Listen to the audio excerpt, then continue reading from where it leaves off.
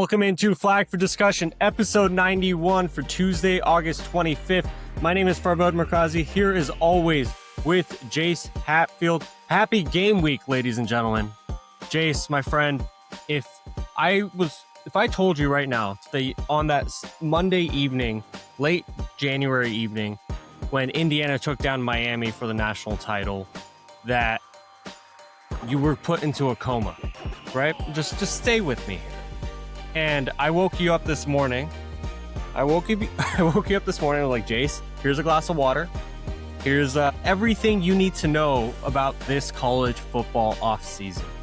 Starts out, all right, Lane Kiffin, still pissing a lot of people off. He's went offline. He's back online, went offline again. By the way, he's in Baton Rouge. Did you know that? Oh, wait, of course you would have, because he left Ole Miss for LSU way before the season ended last year. We can't agree on a college football playoff structure. The conferences don't want to agree for next year. Obviously, we have our 12-teamer this year, but we still need a playoff structure next year, and the conferences don't want to agree on anything. Ole Miss stole Clemson's linebacker. Miami stole Duke's quarterback. Oregon's still Oregon. Ohio State's still Ohio State. Georgia's still Georgia. Alabama, I think, is still Alabama, but they've got a lot more haters than they did before this. A player just got banned from the sport. Kyle Whittingham's at Michigan. And today, the Cleveland Browns tight end transferred to LSU. Jace, my friend, how are you doing? I'm doing great because I'm very excited for this show. If I'm sounding nasally and coarse, I'm not doing great physically, facing just a head cold, so nothing crazy. So I feel like it's bittersweet. Feeling a little under the weather, incredibly excited for Saturday. In 5 days, we're going to wake up. We're going to have college football games to watch and talk about. We start off with a fun one, North Carolina at TCU, followed by there's Jacksonville State gets North Dakota State, and North Dakota State's first game in the FBS, which will be fun. Hawaii, Stanford, a nice late night game, and then Memphis, UNLV, 10 p.m. Eastern. Get ready for that. It's going to be fireworks. I'm just like, I know we said it last week or the week before that we have butterflies, season's finally starting. Today, when I was getting ready for the show, I was like, do I need to put a suit and tie on? We're finally picking games. We're finally picking, when we were going on the rundown, I put spreads on the rundown. What the hell? It's felt like a very long off season, but college football is back, and college football is going to be another incredible year. We obviously did our predictions last week. Do you have any predictions you want to recant on from last week? I wish I had done a prop bet that was the amount of times the FBI has already investigated a building, because we're already at one. Did you hear they went through the Ole Miss facilities after Lane left? Wish I could go for that one. But other than that, I think I'm set with mine. All week I spent too much time deliberating, but whenever I tinker, and I like March Madness, I always tinker and I always regret it. So I'm not tinkering anything. I made my decisions. We're locking them in. Barring any crazy injuries or coach firings, I'm locked in. Everything from the offseason had something to do with Lane Kiffin. It was either people demonizing him for bringing a player in, or the way they were recruiting at LSU, or some comments he made about Pete Golding or Ole Miss or Oxford, or all of that in between. Today was the news that Ole Miss had the FBI come in to search the building for bugs in case Lane Kiffin tried to bug the building on his way out. Dude, it's not a real sport. Like this isn't real life. Some of these headlines that actually come out, I don't believe that someone high ranking in power, making a lot more money than we do, sat down and was like, we gotta check for bugs. It's like the only sport on the planet that produces as much like dumb drama and just funny, dumb headlines and like ridiculous side. Just the fact that you can talk about college football all off season. And yeah, sure, there's some times where maybe we're stretching a little bit, but it's always interesting. Like I'm always entertained, for better or for worse. It's like sometimes it's like watching reality TV, but it's one of the only sports that gives you that. You're going to be entertained. You're going to have fun. And our latest form of entertainment is former pros, if you can call them that, coming back to college and potentially. Yeah. So we're going to get into that. Make sure you are subscribed to us on YouTube at Flag for Discussion spelled out, Apple Podcasts, Spotify, wherever you get your podcast at Flag for Discussion spelled out. We're on Twitter at F4Discussion, TikTok at Flag 4Discussion. So we have a lot to break down today. We have, like Jay said, we have games to actually talk about. We're going to break down 6 games. We're going to pick 'em is back. We're going to give you each of our picks for each of those games.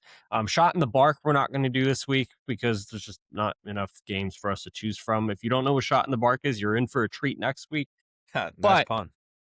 yeah, but we have to talk, as Jace was saying, Dae'Quan Wright, the former Ole Miss tight end, entered the draft, went undrafted, originally agreed to sign a deal with the Philadelphia Eagles right after the draft. He joined the Browns after the Eagles released him on August 11th, and he didn't play in Cleveland's 2 preseason games.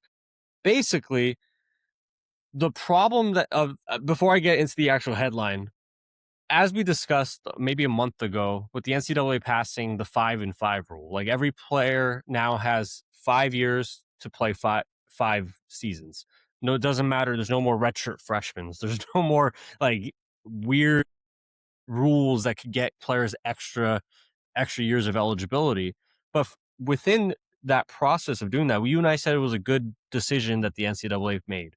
But within the process of getting that done, the NCAA didn't grandfather in the 2022 players, the class of 2022 players. So a bunch of those kids are now left without jobs in the NFL, haven't played an actual snap in the NFL, and went undrafted and are looking for the next step. Dae'Quan Wright's one of them. Because they weren't grandfathered in, they sued for the ability to come back to college. So Dae'Quan Wright is heading back to college. He entered the transfer portal officially after the Browns released him, after the Browns put him on waivers. And right now he intends to play for LSU. Technically, he has to clear the NFL's waiver wires. This is all things I never expected to ever say in my life. Browns head coach Todd Monken said, "Man, isn't this shit crazy? I don't even know what to say. I wonder if I wondered why Lane Kiffin reached out to me a week ago. Now I know. I didn't call him back. I guess I should have." Dan Lanning, the Oregon coach, he's ended up being like the voice of reason for a lot of this stuff that's happening in college football. He's come out and said, "I think there's a lot of negatives around this. Once you go to the NFL, to me, you're in the NFL. You don't have the opportunity to come back. 2, most of us have built rosters and you have a roster limit now. So if you invited somebody back to your team, that means you're kicking somebody else off your team to match your roster limits. I don't think that's fair to the players that worked all summer, all spring, and put themselves in a position to be ready to work for a team. To have somebody come back, ultimately, it used to be once you had an agent or once you went and did the combine or once you went to minicamp, all those things qualified as you were no longer an amateur. You're a professional now once you declared for the draft.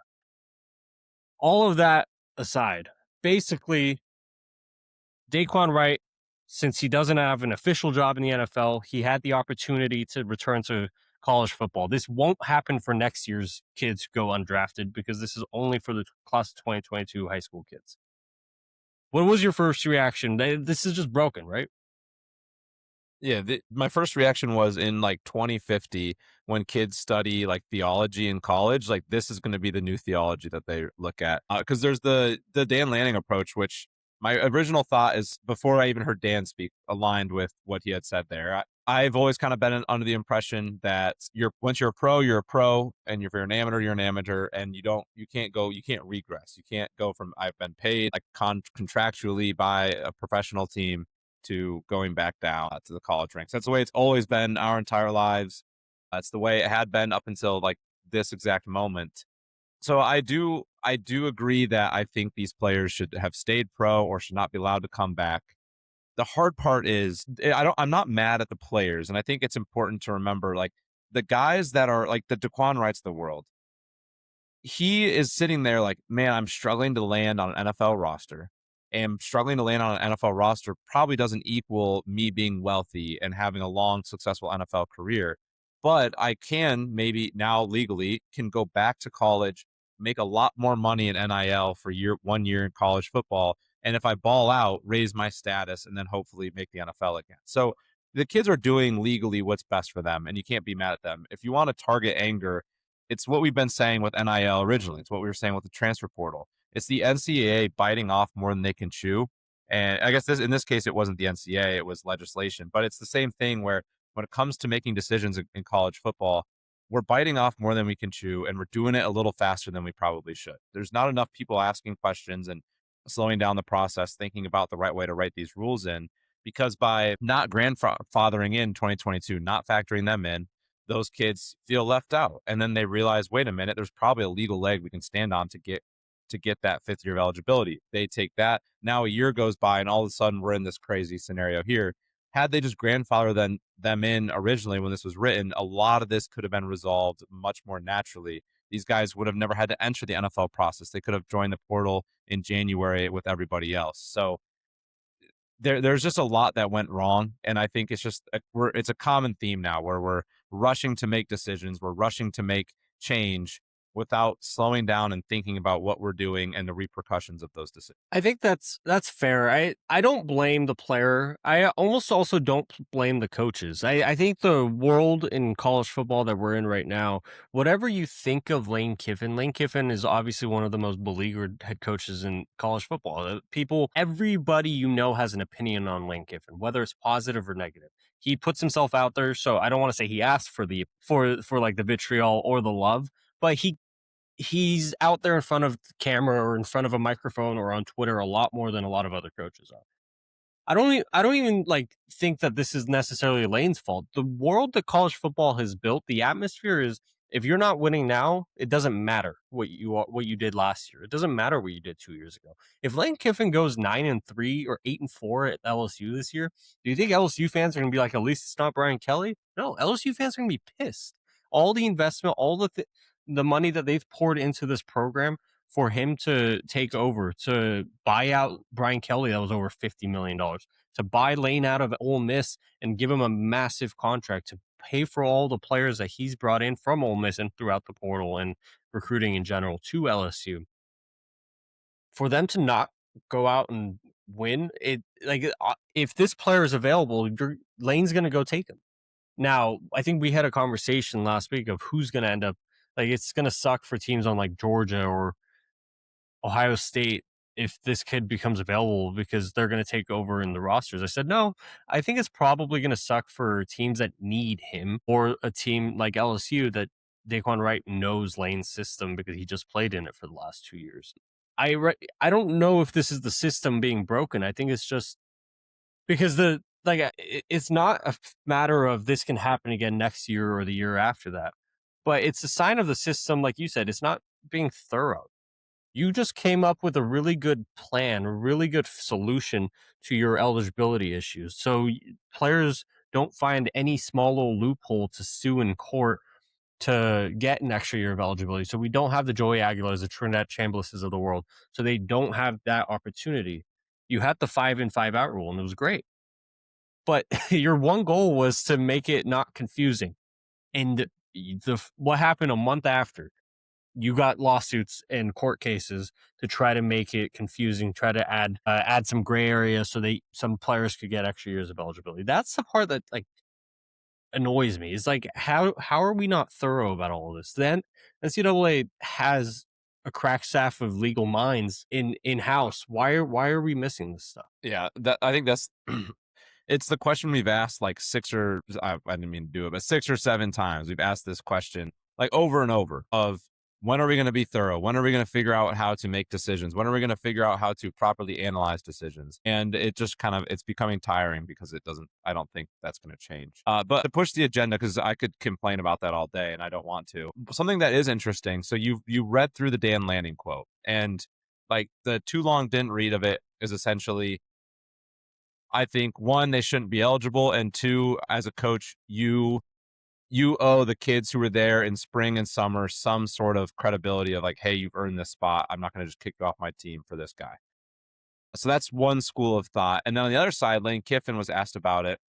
And he said, because of the rulings, they're going to play for you or for someone else. We made the decision to recruit them. It's wrong to be critical of these kids. They were granted a 5th year and a judge said they were wronged. To me, summing this one up is basically like, either you're going to play them or you can play with them. Like, the ruling was made, so I might as well make the most of it because this is the situation we're in. And I it's hard because I actually think both of them are right.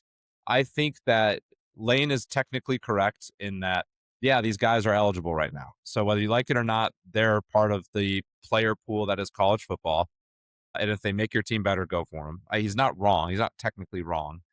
But I also think morally, I align with Dan Lanning's thought more of, these guys are finding kind of a secondary way in late in the year. And at the end of the day, like, you have finite roster spots. You can only have, 85 kids on the dot. And you've got to pick which 85 you want to go into the season with. And you have kids, sure, they might be preferred walk-ons or regular walk-ons. They might not have the upside or the ceiling remotely close to the floor even of Dae'Quan Wright. But at the end of the day, these kids grinded their butts off in spring. They grinded their butts off in summer. It would really suck to see one or two of those kids get cut to bring in one of these guys. Now, maybe I also understand that maybe LSU they're not at max capacity. Maybe that means he can bring them on without having to worry about that. I doubt that's the case for LSU, but I'll give him a little benefit of the doubt. But I'm curious to your thoughts there between the two schools of thought. Well, I mean, Lane's thought is exactly what I just said, right? You are paranoid that if you have any down year, all of a sudden, all the goodwill that you built within your fan base or your bosses in the athletic department is going to be washed. So he's going to either play for you or he's going to play against you. And you don't want him to be the reason that you lose to Georgia. You don't want him to be the reason that you lose a conference championship game or don't make the conference championship game, let alone even the playoffs or any playoff round. So I completely agree with Lane's sentiment, but to kind of meet you in the middle, I also don't think that teams like Oregon, I think LSU is the only place he would have gone in the major P4 programs. I don't think teams like Oregon, Georgia, Ohio State, Indiana, even if they're like, man, that's a good talent. If he was available in March, I think they would look at him. I don't think in August, you mentioned Dan's quote of like, it's unfair to the kids. It's also unfair to the program if you just throw a kid in August of saying, hey, you worked hard this whole time. We have a good routine. We have a good rhythm moving. We know where we are in the depth chart. We know the system. Now you're going to have to teach this guy. This guy might have just usurped you on the depth chart. It might not even work to create a smooth, cohesive nature on the football side of it, let alone on the moral, it's unfair for the kid side of it. So I think that's also what Dan was saying. I think a lot of it matters for Lane. Dae'Quan Wright knows his system. He's played in it the last 2 years. He knows the coach. The coach knows the player. And it's still probably not going to be great in terms of like fully cohesive, but at least there's going to be some players from Ole Miss that are going to be on that LSU team. At least there's going to be some continuity that Dae'Quan Wright knows. And also Lane Kiffin built Ole Miss through the transfer portal, not necessarily in August. I understand that, but he built Ole Miss because he brought in a bunch of if you want to call them mercenaries, or he brought in a bunch of transfers from other programs and made a team out of them. So if Lane is good at anything, is creating calm through chaos. So I think you're right. Morally, I'm on Dan's side. I also understand the like kill or be killed mentality I hate that it exists, but we can't deny that it does. So I understand that why coaches would want to go for these guys. Yeah, and you bring up a great point with like team cohesiveness and what it does for team morale and chemistry. Because something interesting with LSU, I don't have the numbers in front of me, but I do imagine they are at max capacity. And I imagine bringing in Dae'Quan Wright does mean you kick somebody off. And anytime you kick a kid off a week before the season starts, like, you're going to ruffle feathers, not only with that kid, but with teammates, and people are going to lose trust in you. And I wonder if bringing on a backup tight end is worth ruffling those feathers, worth, denting that trust of like, your coach maybe Lane Kiffin to your face might say, hey man, we love you, got a spot. But then a week later, something new and shiny pops in the portal or pops in his hands and he's going to forget about you. So I wonder if it's worth that, because you have to remember LSU has Trey Green, who is already touted as one of the top 3 tight ends in the country going into next year, and also a future draft pick. So I don't think Dae'Quan Wright's going to come in and start, so he's probably going to be a backup. And it is an interesting question of just, is it worth the ruffling the feathers? Is it worth the hit to team chemistry? Is it worth kicking a kid off the squad to bring in a backup tight end? Now, I trust Lane Kiffin to evaluate what's best for his team more than someone like me, but it is a worthwhile question. Are you just getting hungry for a player and not really thinking about the extracurriculars that come with it? I do have to point out, though, this isn't us picking on Dae'Quan Wright or LSU. The Texas has an offensive line, Cole Hudson, who's thinking of doing the same thing. Not necessarily guaranteed a spot on an NFL roster. Texas wants him back. You might see him back on that roster. It's just blurred lines in terms of what is okay and what is not ethically, morally, and like legally in this sport. Just now, actually, Jace, the SEC tweeted after a Monday evening video conference of the presidents and chancellors of the Southeastern Conference, the conference is issuing the following statement. College athletes, not former professional athletes, have been at the heart of the Southeastern Conference. Individuals who choose to leave college athletics, sign professional playing contracts, and compete professionally should not then be permitted to return to college competition. Allowing that to occur will blur the line between college and professional sports, create significant competitive equity concerns, and reduce opportunities for high school and current college athletes. College sports are for college athletes. The current confusion around national eligibility standards emphasizes the need to advance the Protect College Sports Act. Basically, it's the SEC saying, hey, we can't stop this. Somebody help. The SEC is also agreeing with us. Like, we don't want these kids back. We want them to thrive in their lives, but that we don't want that to also mean someone else's life, other athlete's life is hindered because their spot was taken by a kid who had 5 years to make the NFL. Yeah, it's kids who already had their shot to do what their dreams and hopes were in college versus kids who are still going through that. And at the end of the day, I think you got to side with the people still trying to navigate that and the ones who already had a chance. A great message from the SEC. I'm curious to see if the other conferences now follow suit. I assume they would. We'll see if the Big Ten wants to follow suit or they try to have their own little spin, which could be kind of entertaining. But that's also going to, speaking of ruffling feathers, like if you're Lane Kiffin, if you're Sark, you are the SEC schools who are talking about hiring them. Do you feel targeted? Do you think like they'll be put back from someone like Lane or Sark? Or do you think this is something that coaches will just say, whatever? Because again, Dae'Quan Wright's probably one of the bigger name guys in this scenario. And like I said, he would have been a backup at LSU. So, and Texas, I have to imagine they're not make or break here on their O-line. I have to imagine they have a solution already ironed out in case this doesn't work out. So I'm curious to see if they'll be pushed back. To be honest with you, I think both of those coaches are going to see that statement and be like, whatever. I think they're both so focused on like not only keeping their jobs, but winning. Because once again, kill or be killed mentality. Until somebody with a legal arm that actually can stop them from doing things steps in, I don't think they care about words. I think they care more about like what would impact their ability to win. All right, putting a pin in that, sticking in the SEC, we're going to talk about some QB battles. This past weekend, multiple QB battles were revealed. The winner was revealed. We're going to start in Tuscaloosa, Jace. Keelon Russell, Kalen DeBoer announced. The former 5-star quarterback out of Duncanville, Texas. He was the Corian Morris quarterback in high school, is entering his redshirt freshman year, even though redshirts don't exist anymore. And he is going to be the starting quarterback over Austin Mack for Alabama. Alabama's odds currently to win the national title are plus 2,500. They're 11th in the country. They are 5th in the SEC in odds to win the conference, but plus 900. Their over-under win total that I think you and I both love is 8.5. And Keelon Russell has the 13th best odds to win the Heisman. I guess when we talk about QB battles, it's less just reacting straight to the news and more talking about the why of it.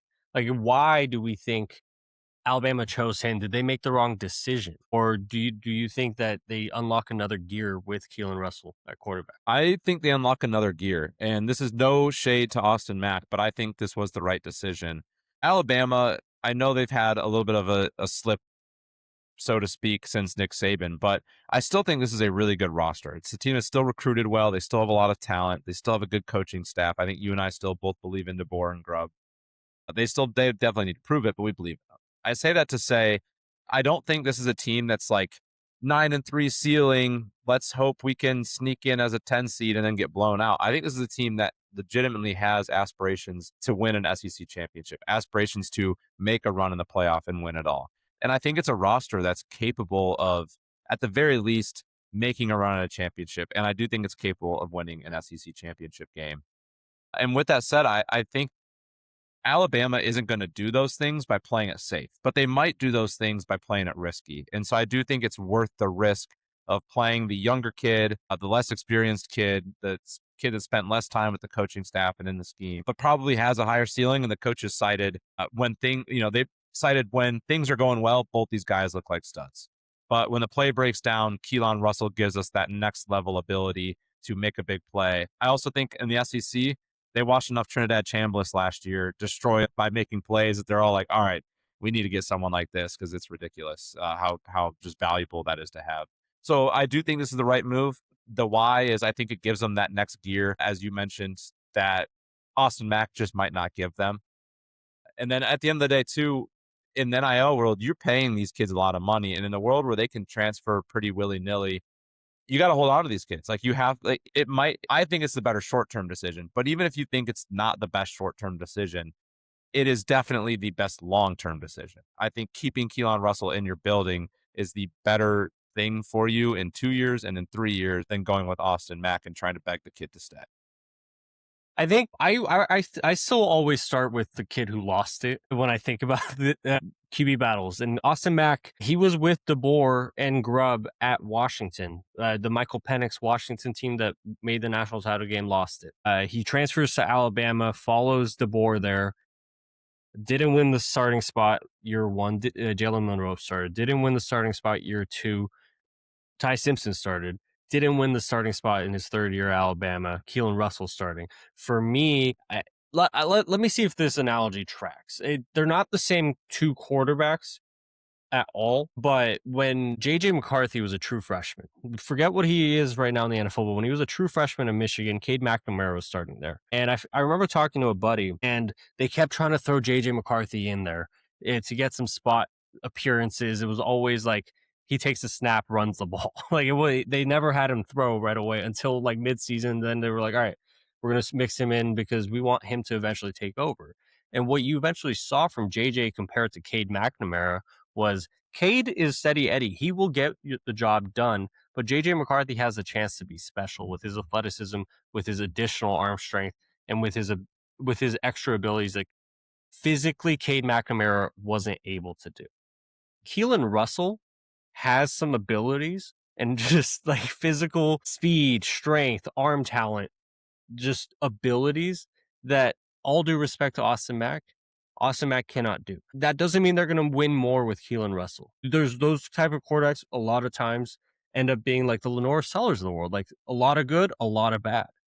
But if you're taking the glass half full, taking the point that like quarterbacks, especially in the SEC, to win the SEC need to be transcendent, Keelon Russell has the best chance to be a transcendent quarterback to take Alabama back to where they need to be. And it makes complete sense why he won it. And like you said, you don't want to choose Austin Mack, have another 10-2 year. That's great, but you don't want to do that and have Keelon Russell be like, screw this place. I've been here 2 years. You're paying me all this money. It's a sunk cost for you guys because you haven't played me and you've paid me all this money already. I'm going to go somewhere else now. Like, you also don't want to risk that. I'm not of the belief that coaches only pick guys to pick starters because of how much their NIL is worth.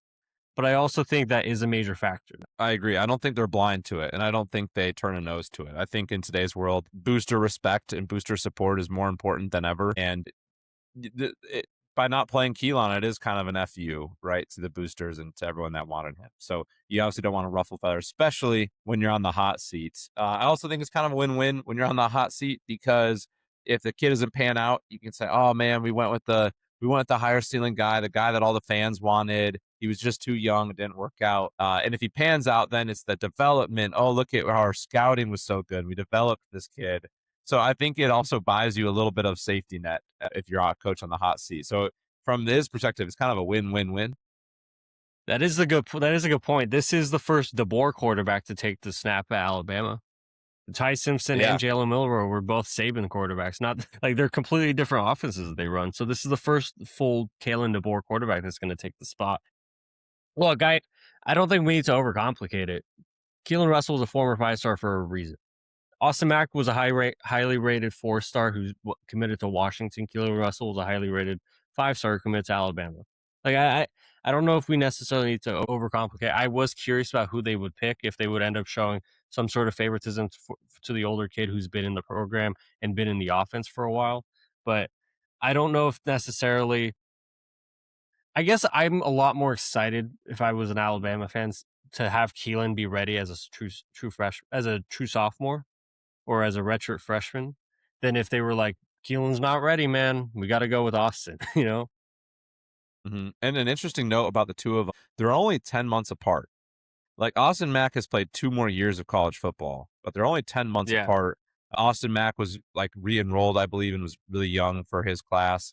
And then Keelon was on the older end of his class. So despite being 2 full years of college football difference, they are only 10 months in age. So for people that want to cite like the amount of maturity growth or the amount of maturity that Mack has over Russell or, the character or whatever, I know it looks on paper like it might be a lot, but in reality, 10 months is 10 months. So I don't even know if that's quite the advantage Mac has. The last thing I'll say on this situation, about a month ago, it was shortly after my wedding, we had talked about like Heisman hopefuls and just kind of some fun, like random guys we had gone through around each conference. And one of the names we threw in there as an interesting Heisman bet was Keelon Russell, because this was in the middle of the battle. There was really no word either way. And when we were looking at our old rundown, or when I was looking through them, plus 7,500 was what Keelon Russell was at that time. So had you placed that bet, you would have gotten really good odds on what is now Alabama's starting quarterback. And I believe you have it at plus 2,500 here now. So you would have gotten triple value back in July, which is why you lock in the flag for discussion in the offseason. We would have told we're giving you those gems. Exactly. All right, next quarterback battle to discuss. Florida names Aaron Philo, the Georgia Tech transfer, their starting quarterback. Philo transferred in to Florida from Georgia Tech after Buster Faulkner, the offensive coordinator, left Georgia Tech for Florida. There's a lot of Georgia Tech going on in there. Unlike Keelon Russell, we've seen a good amount of Aaron Philo. He played a notable role a couple of years ago in 2024 when Haynes King went down with injury. He threw for over 550 yards. He had 5 touchdowns, added another 70-plus yards on the ground. He's had a start or two in his career. And this is one of those interesting, like, I think if I just told you, oh, yeah, veteran quarterback transfers to program that his offensive coordinator went to, you and I would have obviously said that is a clear starting quarterback at his next spot. It's not going to be anybody else. It's going to be Aaron Philo because he followed Buster Faulkner.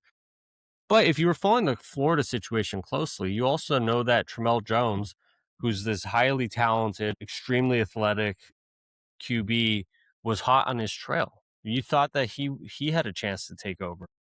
So today, John Summerall revealed his starting quarterback. He said Aaron Philo, and a lot of the reasons he gave you was very direct.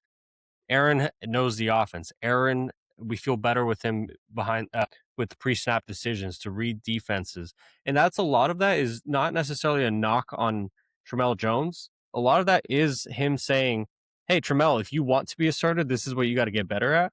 But a lot of it's also saying like, Philo's been in Buster Faulkner's offense for 4 years now. 3 years. So Tramel entering his first year in the offense is basically given the mandate of, we don't think you're bad, but this is where you need to catch up on.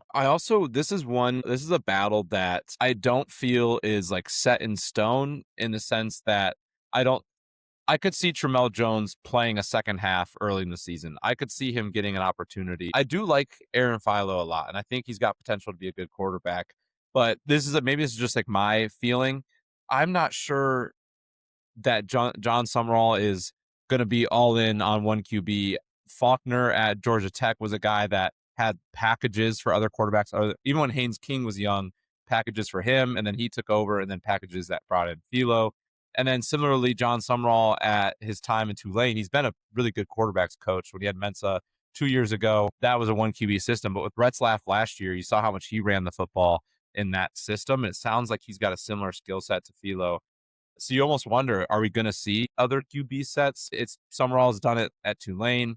Faulkner's done at Georgia Tech. So I say that mainly because I don't think like all is lost for Tramel Jones. I don't think this is like the stab in the heart. My time is done. I'm trying to pull up their schedule here just to see what it looks like early in the year. But okay, yeah, you got FAU week 1, Campbell week 2. I wouldn't be surprised to see a little bit of each of them in each of those games just to feel things out. Because then you go to at Auburn week 3, and that's probably the first game you need to go in confidently with QB1. But this feels like you have 2 good options. Neither of them the ceiling that like a Keelon Russell is going to have, but I think both of them have the ability to win you 3-4 SEC games this year. Unfortunately, yeah, I don't see them in the same boat as Alabama, where it's, I think Keelon's the guy that makes us a 9-3 team to an 11-1 team.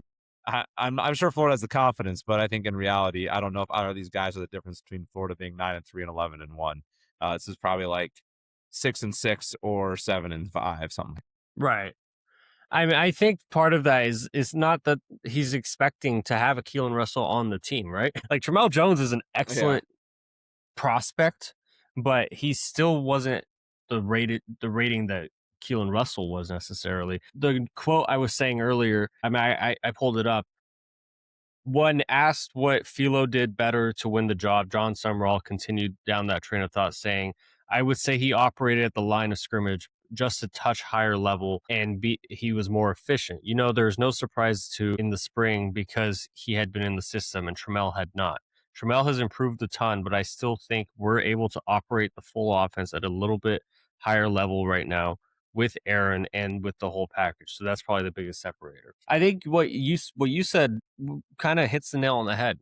We'll see both of them. I'm very high on Aaron Philo, don't get me wrong, but I'm also very high on Tramel Jones for the future. Philo is older. There's nothing in my mind that's like this is the death nail for Tramel Jones. For me, it's like if he was blatantly told in a press conference by his coach, and I actually like that John Summerall was very direct. That was coach speak, but a lot of coaches use coach speak in public press conferences to talk to their players because sometimes that works better than directly talking to them. But basically saying like, this is where Aaron's really good at right now. This is how you become a starter at Florida under John Summerall. And Tramel, you have great physical attributes. If you add up the line of scrimmage stuff, then all of a sudden we feel even better about you for the future. And there's nothing that's stopping. Like, let's say Florida has a better year than expected. Aaron Philo does better than expected. He's entering his 3rd year of college football. He can go to the NFL after this year. Let's say that happens. Tramel Jones is I don't think necessarily that John Summerall is going to be in the portal looking for a quarterback next year. I think he has his future after Aaron Philo. Yeah, I agree. And I think I also think Philo gives you, so when we were talking about Alabama, sorry for my hesitations there. It's the NyQuil talking. It's the NyQuil talking. When you look at Alabama, I think their floor is good enough as a team that no matter which quarterback you throw out, you're looking at like 7 wins, worst case scenario, 8 probably. You and I are both high on them. So we're thinking like 8 wins floor. You can take that risk because I think the risk is worth it because it brings you to a ceiling.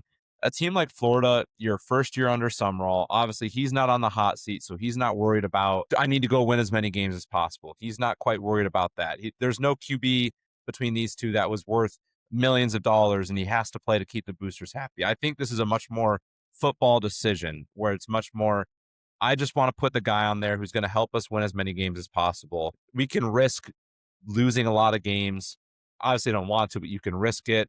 We don't really see a world where we're 11-1 and we're playing for a national championship. Let's go out there. Let's put the best team forward. Let's grow as a program. And I think that shows in the way that both coaches talked about it, because as you mentioned, Summerall was very direct about why they went with the decision. And I think something I'm reading between the lines is I've got a lot more freedom to make a decision that's better for our team. Whereas Kalen DeBoer, you're going into a year where a lot of fans don't like you. A lot of people are looking at you as a coach that could be fired at the end of this year. You kind of have to have a successful season this year for fans to be on your side. You do have that expensive 5-star Lamborghini in the garage that you got to pull out at some point. So his lack of direct answers, or maybe not the way Summerall did it, almost tells me he's not going to admit it, but it's probably, hey, there's a lot more politics that go into this decision at this point where I'm at than just purely what's best in the football field, even though I think Keelon Russell's the better call. I mean, but that is some freedom to August. I was gonna say there might be more politics, but Keelon Russell's probably gonna be really good. I think that's the simple part. Two things are true. No, you're right. Looking at what Summerall said itself, the ability to be that direct feels like a breath of fresh air at Florida. As reported hundreds of times before, Billy Napier got a lot of the behind the scenes stuff right at Florida. He modernized a lot of like the recruiting departments, the scouting departments, everything. As Josh Pate always says, everything when you go look at Florida from the time Billy Napier was hired to the day he was fired, it's looked a lot more like the Alabamas of the world, Georgias of the world behind the scenes. It wasn't operating like that on the field. It feels like there are adults in the room who took a full 360 view of the program on the field. And John Summerall has this in him of like, he's not gonna baby players. He's gonna go out and directly talk to you, whether it's publicly or to your face of like, hey man, we love you, but you got to be coachable. You got to learn here because that's what's separating you and the starter. And I think that's that ability to talk like that to the media about one of his guys in the transfer portal age makes me a lot higher on the future of Florida football as it is. Yeah, absolutely. That when a coach is that transparent and that straightforward, and it seemed like he really knew what he wanted out of his quarterbacks, which is a great sign, anyways. And then his track record of QBs is fantastic. He, unfortunately, because of him being at Tulane, he didn't get a hold on to Darian Mensah. But look at where Darian Mensah is now. I just picked him to win the Heisman last week. That is a John Summerall kid. You look at Jake Retzlaff. That was a guy, he had success at BYU, goes to Tulane, had a really crazy good year last year.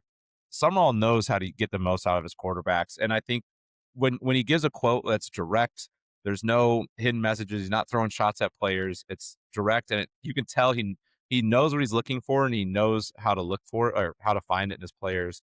That's a good combination. Something, I don't think we ever got a Billy Napier press conference where I felt like, oh, you know what? I think he has a really good direction of what they want to do on the field. Right.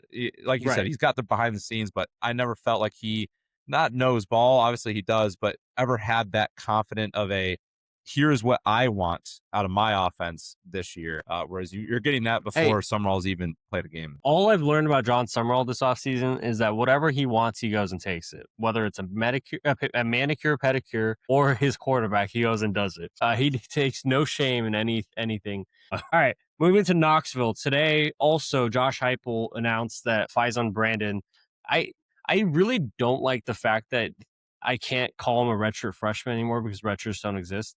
But the 18-year-old, he's a true freshman. I can't call him that either. But Faison Brandon is the 18-year-old true freshman that enrolled at Tennessee in January. 5-star kid, 6'4", 225, just a physical specimen of a quarterback. And he was competing with George McIntyre. He's the formerly called redshirt freshman. Today, Josh Heupel, in a press conference, said, good morning, everybody. Skipping forward a little bit, had the quarterbacks in this morning, told the team this morning that Faison had earned the right to be the starter week 1. We love what the group has done, how they've competed, grown, love how they've competed and supported each other through the course of camp. Faison got the nod week 1. The expectation at the quarterback position, just like at every position, is that guys continue to work, grow, and compete every day. He was pretty direct too. Faison Brandon earned the right to start week 1. Now that might be coach speak. He would very next question after that was, does that mean he's not starting week 2? Or is it a weekly competition? Because the second coaches leave that open, that option open, all of a sudden they're asked about it weekly. Like, hey, should you have put in George McIntyre there on that snap? Why didn't you put? Why is Faison on that series? Do you think George should have gotten another series? Like all of a sudden they start getting those questions. But I think this is a very honest answer of this guy is similar to Keelon, 6'4", 225. He's young. You and I feel a certain way of starting true freshman quarterbacks. Other than Trevor Lawrence, it hasn't really worked out in the last 15 years. So how confident can we be that he's going to be awesome? We just know that he's going to have the physical capabilities that maybe George can't. I was going to say the eye test, every clip I've seen from their camp, he looks the part and you just look at him. And then you see him on the field. He just moves so fluidly for his size. He's quick. He's strong. Like every throw he has that. We talked about like Barrett Morton and how Texas Tech kind of had the issue where their quarterbacks didn't have the zip. Faison does have the zip to the football. He throws the ball everything about his game just looks well rounded. Just gives you a lot of confidence. Like, okay, yeah, this kid is kind of the real deal. I think it would be really hard to watch this kid for a couple months of camp and not pick him. And then I think they're a mix of everything we've talked about. I think short term, this is the right call. You get Furman week 1, and then you go play at Georgia Tech week 2. So you're going to need to stick to a guy, play him 4 quarters against Furman, because I don't think you want to be up in the air 50-50 going into Georgia Tech game on your quarterback. Because then you got Texas week 4. So you do kind of have to kick into gear. So I think short term, you got to pick one and go with it. I think they picked the better guy. I also think he's got the higher ceiling. I think this is a guy, obviously he's a highly touted 5-star, but Tennessee, they're ranked 20th in the country. The schedules, they have Texas, Alabama, Texas A&M, and LSU, which are all tough games. But outside of that, I would imagine they're going to be favored in all of them. That's a very realistic path to 9 wins, right? Just pull off one upset to get there. And then you pull off 2 upsets. Now you're talking about the playoffs. So I think if you're Tennessee, you're looking at your floor. I think Faison's your best choice. You look at your ceiling. I think Faison's your best choice. He's also the expensive 5-star shiny toy. So it goes well with fans. It goes well with boosters. It goes well with money. I just think every sign pointed this way. And I think this was the right call. And I'm very excited to watch this kid play. So I think that's, so I know we don't like to talk about high school stats a lot, because high school doesn't necessarily always transfer. But at Grimsley High School in North Carolina, Faison Brandon threw for 6,300 yards in the 4 years. He rushed for 1,200 yards. He went 35-1. He had 100 total touchdowns, about 10 total interceptions, two state titles. I think this is the more important aspect of what Brandon's stats were. 2025, Max Preps had him as a 65% completion rate. He got hurt this last year with a thumb injury. 2024, before the thumb injury, he had a 77% completion rate. I think a lot of times when we see 6'4", 230 guys come in, like a Bryce Underwood, that we think, oh my God, he's going to be an athletic specimen. We just have to teach him how to be quarterback at the college level. A lot of times offensive coaches look at a guy like Faison Brandon, who, like, yes, that can be an athletic specimen. We have to teach him how to play quarterback. Wait, he is very accurate. Now, he's not going to be a 77% passer in college football. We know that. Probably won't be a 65% passer as a true freshman. But having that core base down as a true freshman of he's accurate, he can be transcendent through the air, he can be transcendent on the ground, that can change the program. And you said it. You went down the schedule. I think the reason they're choosing him over George McIntyre isn't that they think he's necessarily leaps and bounds better than George right now. But I think it's more, if they are at the same level right now, Faison just enrolled 8 months ago. George McIntyre has been in the program for a year and a half. If they are at the same level right now, well, but with our development by week 5, that means Faison should be a step higher, then a step higher. What you're hoping is that your quarterback transcends your program. And he has a bigger opportunity to do so than George McIntyre. And people are like, well, what if George transfers out? You could have sat Faison for this year. So what if George transfers out? That means your decision to start Faison Brandon was correct. Mm-hmm. And like Faison's the younger guy too, so if you lose George, okay, well, we still have Faison for what would be at least 3 years, assuming he doesn't go to the draft. And just kind of a side note, I don't know if this went into the decision, but it's interesting. I feel like, so Josh Heupel has been very highly regarded as a offensive guru, a QB coach, has a lot of those labels, but I actually think it's been a little while since he's had like his guy at quarterback. I think Nico was hoping to be that, was going to be that, it didn't shake out for him. He ended up transferring out. And then we kind of talked about it before the show, but there was a lot of Joe Milton flirting with, like, he was starting, then he wasn't, and then he was going to get taken over, but then he started again. And it really hasn't been since Hendon Hooker, since there was a Tennessee quarterback that really gave you, like, this is a game wrecker at QB. But even then, Hendon Hooker wasn't like picked, yeah, exactly. Yeah. He still picked Joe Milton eventually and originally. And then Hendon Hooker was only there for that 1 year. So I have to imagine there's a lot of excitement for Heupel to finally have that stud QB that he's recruited, that's his guy, that he loves. And I think he's going to be really keen to not mess this one up. I'm not saying he's messed up the other ones, but I think it's been a while since Heupel's gotten a guy that he got to bring in and raise, groom, bring into his quarterback and his system. And when Heupel's system's running well, think back to Hendon Hooker. A lot of QB runs, a lot of RPOs, a lot of quick screens, QBs that just have strong bases, good athleticism, and a good feel for the game. Faison seems to have that. And talking, Will, I hope you're listening here. Talking to Will about his Tennessee Volunteers, one of the things he mentioned, which is a good point, QB power was a big thing for Tennessee in short yardages with Joe Milton, Hendon Hooker. I kind of lost that with Joey Aguilar, just didn't really have the size. Same thing with Nico, a little fragile, didn't have the size. George McIntyre, he's 6'6", weighs 200 pounds. If you run QB power with a 6'6", 200-pound kid, might break a leg. So you finally have the 6'4", 225, right? You finally have a guy that's a little bit more stock, a little closer to the ground than the 6'6", 200. So this, you just kind of, I have to imagine Heupel is so excited about this kid. And I know we are too. I know everyone's kind of see him on the field. And I don't mean to double down on my point about completion percentage because that's not a really sexy stat. But you mentioned the quarterbacks that have come before him. Joe Milton, man, what an arm! Bazooka Joe. We saw him in the preseason with the Cowboys. He's making some passes, and every NFL preseason, everyone's like, "Oh my God, how does this guy not have a starting job with that arm?" And then you realize it's because he hits one out of every 9 pass attempts. So Bazooka Joe, not the most accurate guy, can throw the deep ball, but if defenses know that you're not going to be able to go deep, hey, you're not going to be able to hit the intermediary guys, then you're not going to be taking a lot of those shots deep anyways. Nico was supposed to be elite as a true freshman, as a redshirt freshman. He had his ups and downs, but he sailed receivers so much. You could see Tennessee players and Josh Heupel, there were shots of them just frustrated that, man, that would have been a touchdown.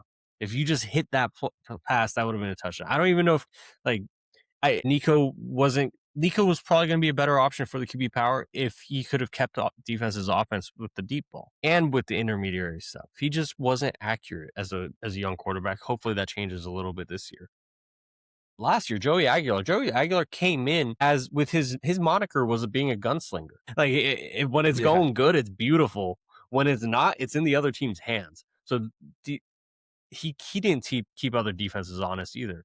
If Faison Brandon comes in and he's hitting the intermediary stuff, then he also has the ability to take it deep. He has the ability to pull it on the RPO and take off on his own. He has the ability to keep the defense off and make some really wow plays.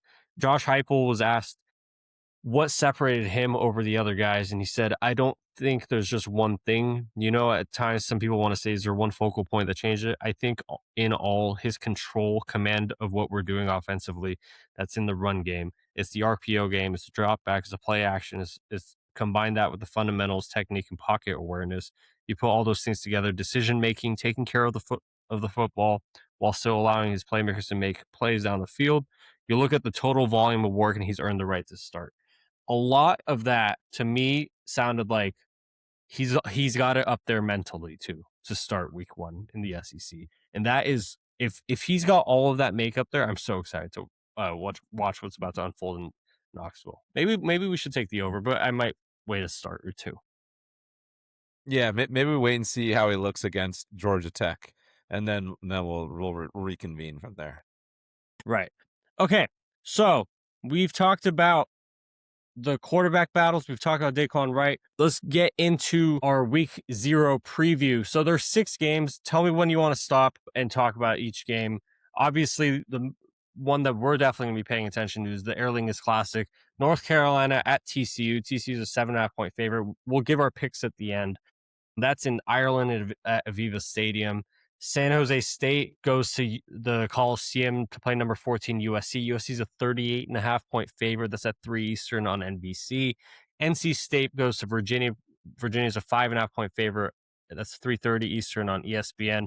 New Mexico State at FSU at 7 p.m. on the CW. Hawaii Stanford, 7 p.m. on ACC. And Memphis UNLV, that's at 10 p.m. Eastern on Fox. So there's some 6 or so games we want to talk about. We'll give you our picks for each of these at the end of the segment. I think I'm just excited to talk about games. It is interesting to me that we have 3 coaches that are like amongst the most hot on the hottest seats possible playing in standalone games in week 0. That's Mike Norvell, Bill Belichick, Lincoln Riley. We've talked ad nauseum about all of these guys. Mike Norvell, he was asked about it. Like I don't know what it is, but this year's team I feel as good as I've ever felt, as I felt in a few years. Florida State obviously went 13-1 a few years ago. They're 9-18 the last 2 seasons. They've replaced their OC both the last 2 years. This last year is because Gus Malzahn retired. 5 of their losses last year just came by 1 score. They have the 11th best odds to win the ACC at plus 4,000, and their current over-under win total is 5.5. Mike Norvell's buyout is $45 to $50 million. I will say, I have stood on this hill pretty strongly. I think things are rotten at Florida State. I don't think Mike Norvell is a rotten coach. I think he's shown how he's built programs up. And if you asked me in 2021 or 2 how I felt about Mike Norvell, it was like, oh, he's doing it right.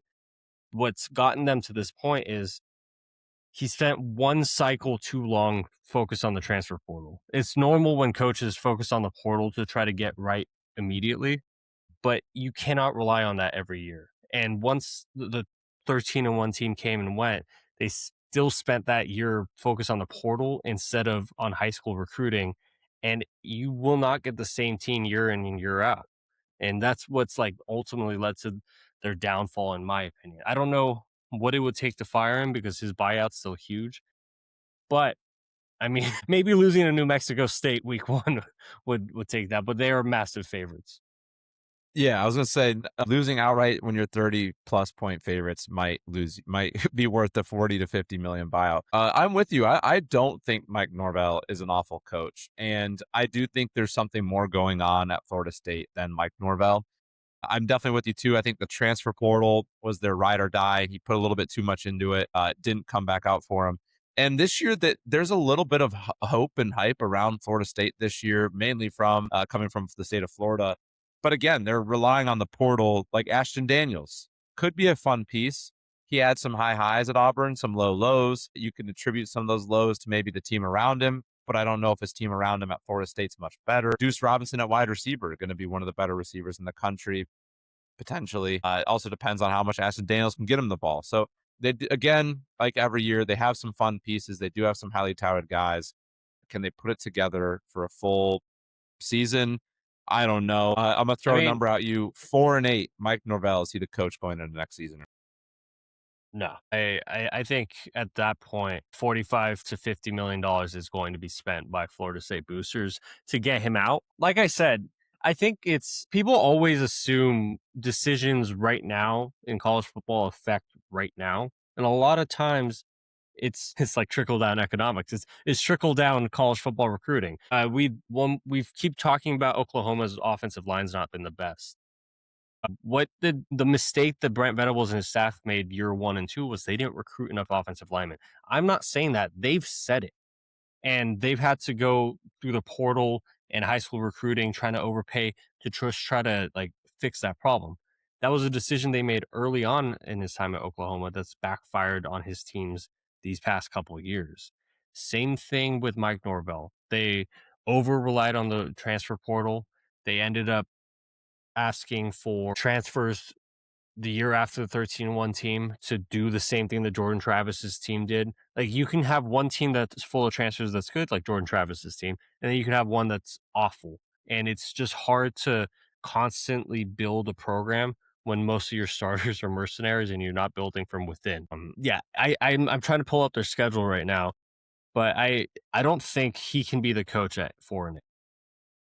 I agree. I think they'd have to make a bowl game for him to stick around. And I know that 45 to 50 sounds like a lot, but I really do think I'm with you. I think 5 or less wins. You have to think about the long. Florida State's a big enough brand still, even after a rough year, that it's not all is lost. But if you let Mike Norvell stick around, and maybe he is the problem and we're wrong, and you go 4-8 next year again, and then you go 3-9 the following year, that's how you kill a brand. So I think you eat the cost at some point if you guys don't make a bowl game this year. Let me list off these games to you, and you just count. I just need to know what you think is a definite win, and that's obviously subjective in college football. I get it, but New Mexico State, I'll do SMU, my best.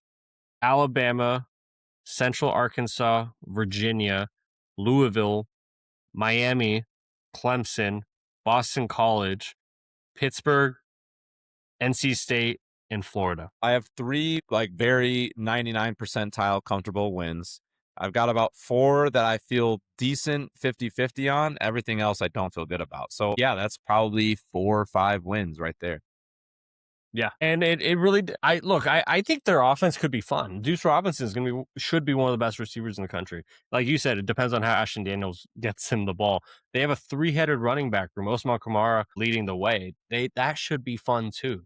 And they've revamped some of their defense too. Should be better, but are they Miami? Absolutely not. Can they beat NC State and Pitt? I hope so. Can they they have Florida at home. I hope they can compete there. But yeah, this might be officially the last season for him there. The next coach that we brought up was already Bill Belichick. I think we've hashed him out a lot. He went 4-8 in his first year. His buyout's $10 to $12 million. The reason there's a range is that some of these coaches at different parts of the season have different numbers that they're owed, depending on what part of the season they're in or if the season's over or whatnot. His son, Belichick's son, Steve Belichick, he's out indefinitely currently due to a personal matter. No, we haven't really heard much from there. His GM is suspended indefinitely. They currently have the 15th best odds to win the ACC, and their over-under win total is 4.5. Last year, they lost the game against TCU 48-14 at home. Now they go to Ireland. Give me a score. TCU 41, UNC 17. So they're going to score more. Okay, I like it. But yeah, by the way, I think TCU's defense got slightly worse, but that's about it. I would hope that UNC's offense got slightly better with Bobby Petrino. Like, for whatever for worth, Bobby Petrino can call an offense. But, I mean, even looking at UNC's schedule, go down the list. TCU, East Tennessee State, Clemson, Notre Dame, Pitt, Duke, Syracuse, Miami, UConn, Louisville, Virginia, NC State. I think I just confirmed why we want to take the... Yeah, so their over-under win total is 4.5. I think that's going to be in our best bets at the end of the episode. Yeah, and here's one thing. Oh, sorry, I want to interrupt real quick. No, one thing to keep a note on about this game, about the Aer Lingus Classic, North Carolina TCU. Last year in this game, North Carolina first drive of the game marched down the field, 75 yards, 8 plays, touchdown. It was the most fluid. I remember sitting there thinking, oh my goodness, I was so wrong about UNC and Bill Belichick. Like that was amazing. They did not have a first down for the next 7 drives. So that first drive, I guess he says Bobby Petrino, so it could be upgraded. But if you're watching that game and North Carolina marches down the field 75 yards, just don't. You're on TCU. Just pause, take a deep breath, wait for the second drive, wait for the third drive, because I think it was 7-0 after 8 minutes, and then it ended up being, what'd you say, 48-14 or something like that. So yeah 48-14. So hold your horses if you see UNC go down quickly, or go down the field quickly, go up and score. I heard of this fun stat, but I'm trying to confirm it. But the last three Aer Lingus Classics have ended with a game total of 45. I have to confirm that to to know for sure. But if that's the case, we need to maybe put some money down on that. Yeah. USC is also a very interesting team heading into week 1. They're 38.5 point favorites over San Jose State. Now, we don't need to break that game down, but I think it's very important to bring up Lincoln Riley. Entering year 5, $60 million buyout. He finished outside of the final top 25 in 2 of his 4 seasons at USC, finished with 11 wins in year 1. He's lost more league games in a 4-year span than USC lost in Clay Helton's first 5 years. They went out this offseason. They hired Gary Patterson, former TCU coach, to be their DC. So they got a legit DC in-house. And their body types that it's been said throughout the offseason finally look like what they should in the Big Ten along the offensive and defensive lines. Jaden Mayav is entering his last year there. Lincoln Riley and his offense are always primed. I guess what's the number for you that like he is his buyout's way too big. We say 60 million. We don't know. It's a private institution, so they won't release the numbers just willingly. If he goes under 500, I think is the maybe a 6-6 year. But I don't think he's likely to end up with a record that would get him fired. Yeah, I agree. They're looking at their schedule. They have 7 like guaranteed you have to win games, and then 5. It's Penn State, Washington, Oregon, Ohio State, Indiana. I think if you go 5 or less wins, you really have to consider it, just because that would mean he loses to all 5 of those good teams. Plus, he's losing 3 or more. Like, how are you losing that game, man? So I think like 5 or less, 4 or less, you consider it. But he has a special way of convincing USC, hell, even me, that this is year one. Like every year, it's year one, year one, year one. It's year 5, but it feels like year one again. He just has a special way of You know how he convincing you that it's convinces year them, one right? at USC. You know how he convinces What's the them? strategy? You owe me $70 million if you fire me. So you better treat it like year one. That's all. That's a good point. But not to interrupt, I think my question for you, they go 8-4, 9-3. Like good year. 9-3. Let's even throw in a 10-2 there. Is there a world where, like, take out your personal fandom bias, but imagine you were a USC fan or the USC AD Jen Cohen. Is there a world where you would look at a 10-2, 9-3 season, but a loss to Oregon as it doesn't matter how good we are? We have a senior quarterback. We have Lincoln in his 5th year. We understand that Oregon and USC got new coaches at the same time. Oregon obviously wasn't rebuilding when they got Dan Lanning, but they also weren't this good. USC was rebuilding when they got Lincoln. Is there a comparison game of we have Oregon at home in September for the opportunity to beat them in our head coach's 5th year with a senior quarterback? If we don't, like, maybe if it's like a 35-31 game, that doesn't matter. But for me, it's like, what if it's 42-18 and Oregon wins? Is there a world where like they can have a good year, but the comparison game of we'll never get better than them with Lincoln at coach, that it would cost him his job? I don't know if it would cost him his job, but I do think, yes, there's a comparison game. And I do think that comparison will be held over him whenever they go to talk contract next, whether it's extension, something like that. Because it's been long known that over the last 20 years, USC has kind of lost their crown of like the king of the West Coast. And Oregon's been one of the schools to kind of pick that up and really fight with them at the top for it. And when's the last USC hasn't beaten Oregon in almost a decade now? I think 2016, 2017 was the last time USC beat Oregon. And in that whole time, Oregon has done like Nike recruiting campaigns, like in LA. They've had more Heisman contenders or Heisman Trophy winners, or I guess the tied with Caleb. But they've kind of done everything that USC used to do. They used to be that big brand. They used to play in national championships, and now that's kind of been transferred over to Oregon. A lot of the best players in California are heading to the University of Oregon to play football.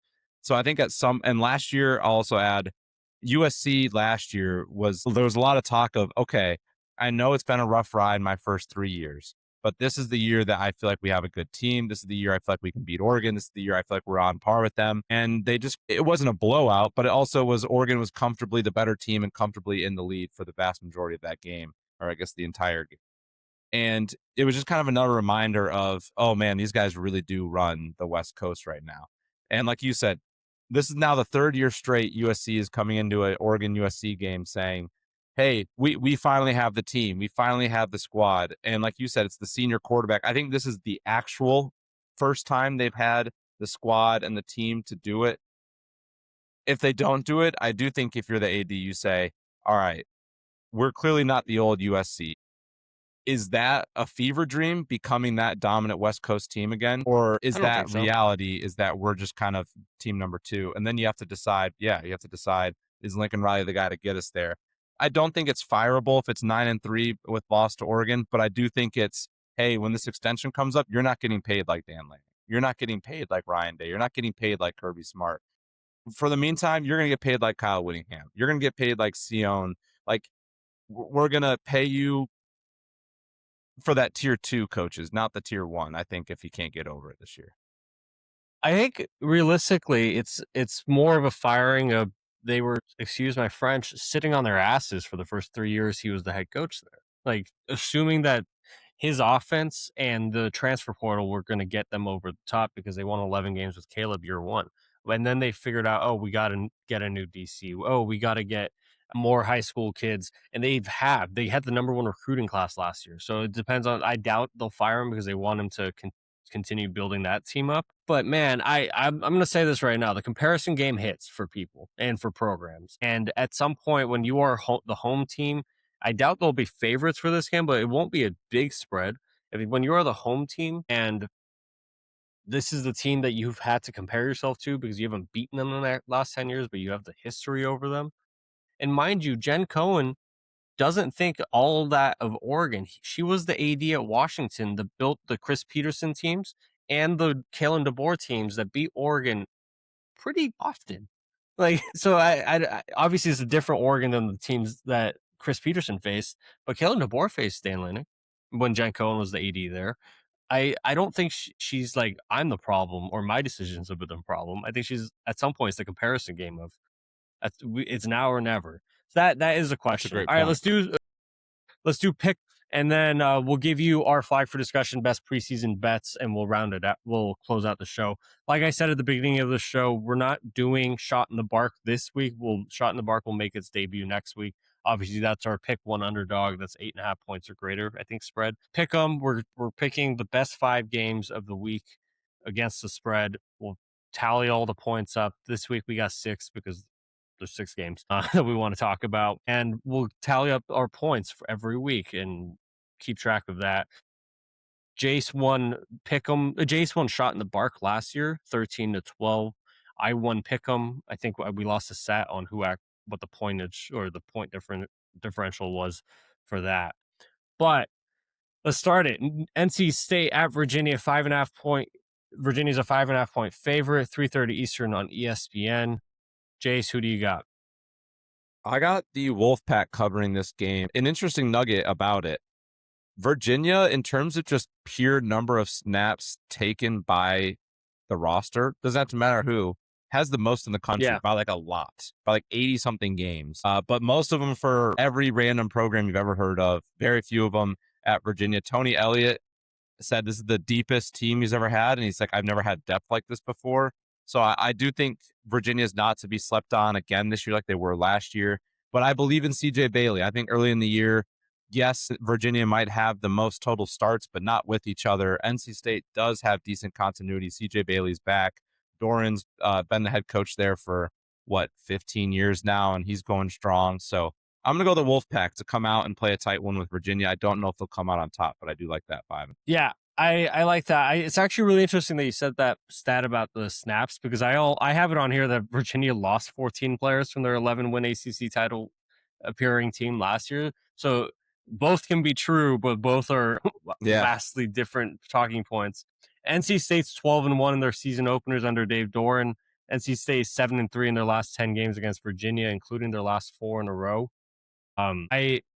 I love Bo Perbula, and I think he's going to do cool things at Virginia, but give me CJ Bailey, returning quarterback under Dave Doran, to cover the 5.5 at Virginia in week 1. Second game, New Mexico State at Florida State. Florida State's a 30.5 point favorite. This game's at 7 p.m. Eastern on Saturday on the CW. I'm going to start it right now. I'm going to take Florida State to cover the 30.5 points. When Mike Norvell gets a chance to play undermatched opponents, he kind of takes advantage of it, because I think he just assumes that when they play bigger teams, they might struggle. 2020 last year, they beat East Texas A&M 77-3. Kent State, they beat 66-10. In 2023, they beat Southern Mississippi 66-13 and North Alabama 58-13. I think Osman Kramoa, Deuce Robinson, Ashton Daniels should be able to, at the very least, run all over New Mexico State. This isn't New Mexico with Jason Eck. This is New Mexico State. So I think they're going to cover that 30.5. I actually, full transparent, I went New Mexico State. The only reason why I went New Mexico State was because if I didn't do it, then we would have had the same pick for every game. I was like, we got to have one different. This is the one I care the least about. So I went New Mexico State. Let's go Aggies. Come on. Bring it Let's home. go. 30 and a Nice. half. Just trash time touchdown for me. Not gonna lie, I had New Mexico State, but I was like, I don't know. I feel like Norvell was gonna try to at least get some goodwill at the beginning of the year. Third game on our docket, Hawaii at Stanford. Stanford's a 5.5-point favorite, 7 p.m. Eastern on the ACC network. This is Tavita Pritchard's first game as Stanford head coach. He was Andrew Luck's handpicked choice to be the Stanford head coach. He spent the last 3 years with the Washington Commanders, and old friend Davis Warren is his quarterback. Hawaii brings back the more stable team. Hawaii brings back a returning quarterback, returning head coach. Stanford's still favored by 5.5 points. Who do you got? Hawaii, if you remember last year, was one of our shot in the bark darlings. They gave me a win over Stanford in shot in the bark. I have to roll with Hawaii again. So give me Hawaii. They're a pretty frisky team. As you mentioned, Micah Alahado's back. Coaching staff is back. This was a solid team last year. I'm pretty excited to see what they do this season. And on the one thing I'll say about Stanford, we know Stanford well. They're going to lose games like this. That makes them so frustrating because at some point, late in the season, they're going to beat somebody good. They're going to do it. Someone ranked from the ACC is going to travel to Stanford and they're going to lose. And it's frustrating because Stanford will look really good that night. And you're going to watch them. You're like, how is this not a 9-win team? They do it every year. There's always someone they upset, but then they lose games like this. So give me Hawaii. I'm also, in my own world, probably going to pick them to win this game, but I do like them. Well, let's see if Tavita Pritchard's Stanford is any different than the one that you are recalling. Next game, Memphis, Andrew Luck's UNLV. there. It's the same stuff. That's true. UNLV's a 5.5-point favorite. This is 10 p.m. Eastern on Fox on Saturday.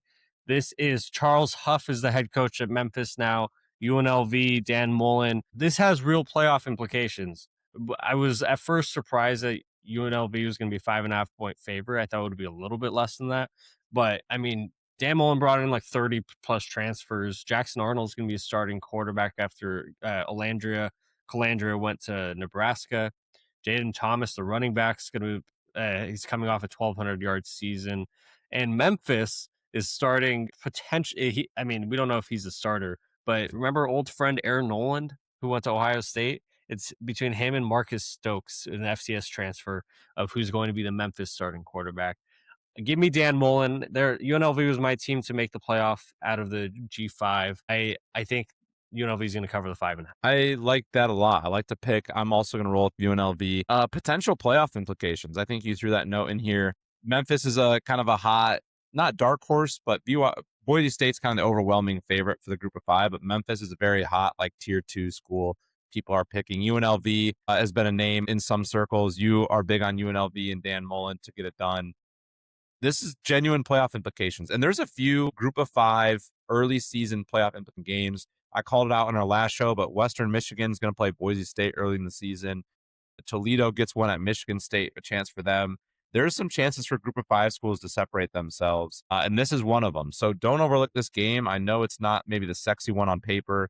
Will be fun to watch at night. Will be kind of a shootout, I believe. And there's a very real chance that when the group of 5 team is decided, this is a game that is talked about in the college football playoff world. 100%. So Week 0 is one of those weeks that like you forget what will happen. And a lot of times you look back and said, man, if you think if that team was a little bit more polished week 0, they would be in the playoff over this other team. This is an opportunity for both of these teams to get a leg up early in the season.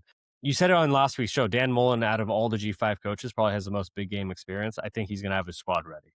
Next game, I agree. San Jose State heads to the Coliseum to play number 14 USC. USC is a massive 38.5-point favorite. This is 3 Eastern on NBC. We both think USC is going to crush, right? Yeah, this is going to be 65 to maybe they'll let them have 3 at the end or something. 65-10, somewhere around there. Yeah, we both pick USC. Should be easy. North Carolina at TCU, the Aer Lingus Classic in Dublin, Ireland.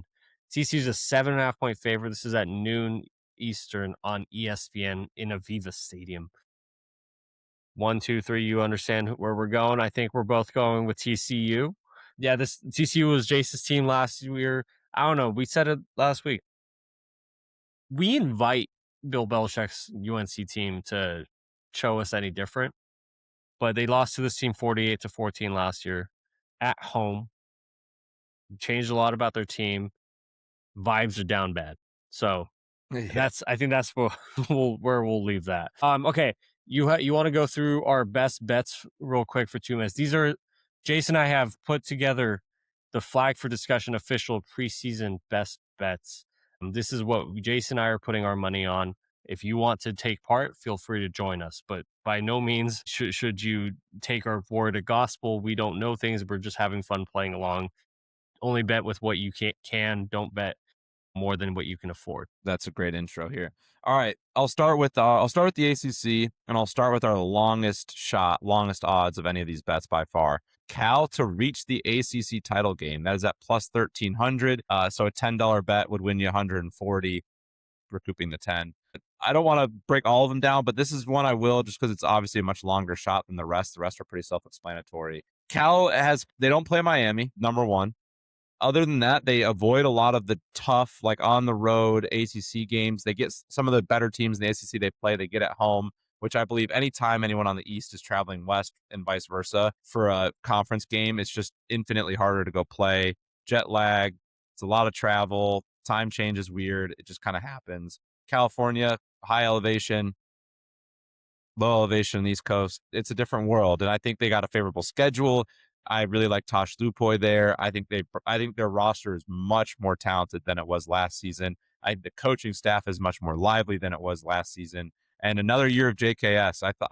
We both thought he was one of the better quarterbacks in the conference. I think he's got a chance to really vault himself into the top 2-3 conversation this year. So we're just banking on the world where things work out for Cal, and that's that plus 1,300.